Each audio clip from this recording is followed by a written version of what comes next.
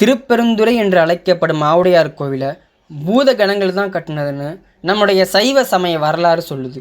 இது எப்படி நம்புறதுன்னு கேட்டால் அங்கே உள்ள சிற்பத்தை பார்த்தா உங்களுக்கே தெரியும்.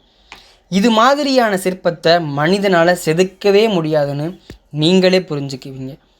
அக்காலத்தில் புதிதாக கோவில் கட்டுற ஸ்தபதிகள் கூட ஆவுடையார் கோவில் சிற்ப அடங்கலுக்கு புறம்பாக என்று தங்களுடைய ஒப்பந்தத்தில் கையெழுத்து போட்டு விடுவாங்களாம். அதாவது ஆவுடையார் கோவிலில் உள்ள சிற்பத்தை போன்று எங்களால் செய்ய இயலாது, ஆகவே அதை தவிர்த்து மற்ற வேலைப்பாடுகளை செய்து தருகிறோம் என்று ஒப்பந்தம் செய்வாங்களாம்.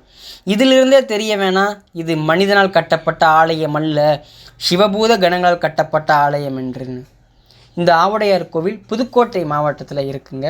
இந்துவாக பிறந்த எல்லாருமே, தமிழனாக பிறந்த எல்லாருமே, தமிழ்நாட்டில் பிறந்த எல்லாருமே சென்று தரிசிக்க வேண்டிய ஸ்தலம்